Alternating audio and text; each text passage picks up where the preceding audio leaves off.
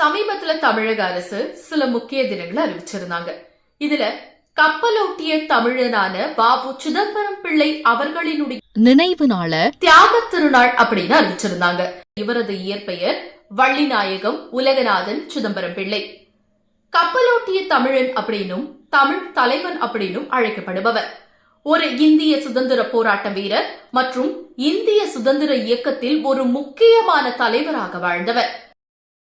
British Indian steam navigation கம்பெனியோட ஏகாதிபத்தியத்திற்கு எதிராக 1906ஆம் ஆண்டில் இவர் சுதேசி ஸ்டீம் நேவிகேஷன் கம்பெனி அப்படிங்கிற பெயர்ல ஒரு கப்பல் கம்பெனியை துவங்கினாரு.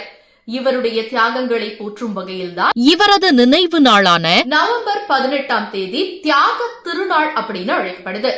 நவம்பர் 18 தியாக திருநாள்.